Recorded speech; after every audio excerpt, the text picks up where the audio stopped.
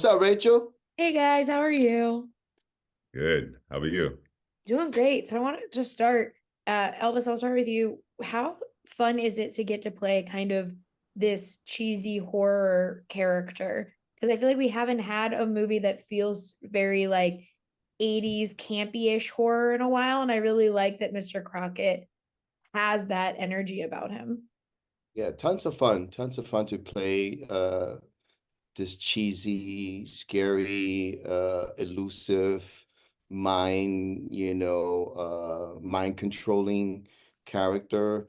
All of those elements, for me as an actor was just making sure that I'm in a space where I am truly in his truth and that I believe that he is doing what he's doing with purpose and with meaning, and that I would make sure or have the need to make sure everyone around me feels the same.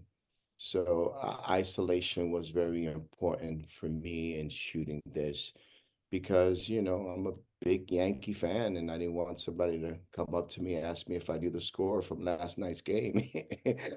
I wanted people to talk to me in Mr. Crockett's world, and I'm going to talk to you in Mr. Crockett's world. So it was a lot of fun to be able to do that. Draining, of course, because, for the duration of the film, I wanted to make sure that I held that.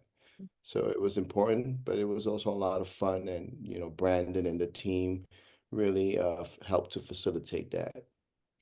Yeah, and Brandon, I wanted to ask you, when you guys were co-writing this, how much did you guys focus on like trying to make the logistics of like this man comes out of a TV and has a magic marker that he can draw doorways with?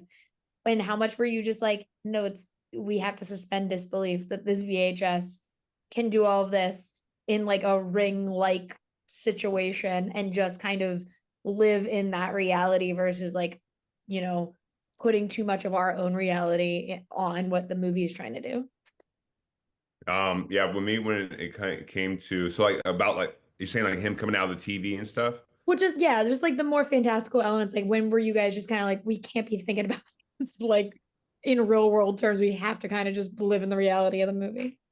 Yeah, no, I say like it came pretty early on to where we didn't want to just make Crockett like we wanted to give him some type of supernatural abilities. Mhm. And when we lean into the actual Mr. Crockett's World show, like the opening with the magic marker, we're like, okay, we want to bring that into the actual real world too. So how does that look like? How are his abilities in the real world too?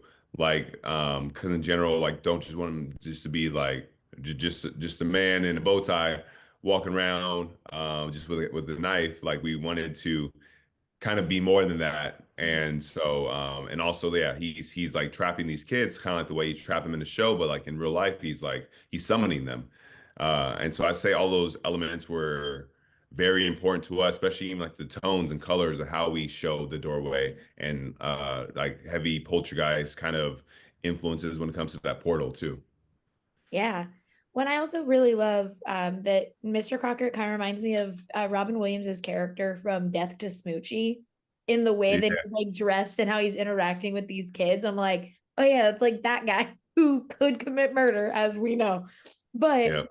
when you guys are kind of figuring out exactly what kind of, children's performer Mr. Crockett was, how did you guys work together in making sure he still had like those elements of like a kid's performer, even though the intention behind all of it was obviously not that.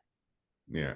I say we like we had to keep that charm. I think if he appeared as like a creepy kid show host in that world, it just wouldn't work. Mhm. Um and so it was very, especially like shout out to like Elvis for how he took this. Like at the end of the day, he like cared the most about the kids. Like he wanted them to be happy. He wanted them to play and enjoy themselves like how he wasn't able to when he was a kid. And so I say all those those elements, that charisma, I say it's like it's like if Mr. Rogers and Pee-wee's Playhouse, in a way, you kind of like that fine balance because Mr. Rogers is a lot more subtle and more composed and like soft spoken, but then Pee-wee's Playhouse, Pee-wee's very big, And Mhm. so it's almost like you're like meeting in between that, and you come out with Mr. Crockett.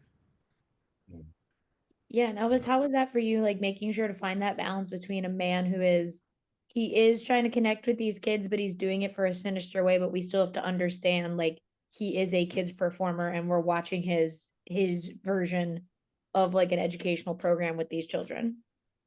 Yeah, that was a fine balance. And, once I met these kids on the set, immediately each one of them was just so talented and so full of questions. I mean, these kids were constantly asking questions, and I'm like looking at them like, are you guys are kids or you guys adults in kids' body? Like, what's going on here? So they made it a lot easier for me in that sense. Just bringing in some of my personal story. And I've worked with kids for a lot of years, as a teaching artist. So being able to work with kids and help them write their own stories, the Young Playwrights Film Festival in Philadelphia was a really great organization to help, me to hone some of those skills. So I was able to create a lot of projects with these kids. And so just bringing a lot of different elements from my real life, raising my daughter, now raising 10-year-old twins, just being able to put myself in that space while in the world, but, treating the adults in the world differently. So that meant, the hair and makeup people, the crew, the camera crew. So I had very little interactions with them, but all my interactions was always with the kids. So yeah, and just being able to just, trust Brandon's vision, just made it a lot easier. Yeah, and did you have any specific like old TV guys or like other film characters that you kind of were like looking to base Mr. Crockett's persona off of when he is with the kids? Yeah, in a very unselfish answer, no. No, I mean that because I didn't want to be tainted by any other characters, whether it's Candyman or Freddy Krueger. I know the inspiration for Brandon, had some influences, but for me as an actor, I wanted to be able, because of what I was handed, I was Mhm. handed something very unique. So I wanted to make sure his laugh was unique. I wanted to make sure his cries were unique. I wanted to make sure that his mannerisms were unique, and that this is who this kid was as a young kid. And, this is who Mr. Crockett was or wanted to be as a young kid. So now that he's able to be himself, this is who he is. So yeah, I stayed away from doing any research on any past films because I really wanted this to be a very unique character that folks haven't seen. And of course, folks are going to compare or say that it feels this or it feels like that. But for me, I wanted to stay away from all of that. Yeah, and just a reminder, you can't say Candyman that many more times today because you've said it. So you now have to Of mark course. mark a tally. But for my last quick question, I just wanted to ask, I do love that he has this marker, which the one time we get to see him use it for like fun, he's like, here's a basketball. But I think like it's a fun concept because we all kind of think like, what if we had something that would just create whatever? But I also like that it's a portal. So my last question for both of you is if you could draw your own portal and just go anywhere, obviously not that weird blood dungeon thing that he's doing a show in, where would you want this portal to take you? Man, I would like it to take me, I mean, I guess different parts of my past. That'd be cool, to relive certain parts within childhood. Take have that portal take me back to the 90s. But or it could be Hawaii. Let me go, maybe something like Vietnam, somewhere in Southeast Asia, maybe go eat good food. I don't know. Mm.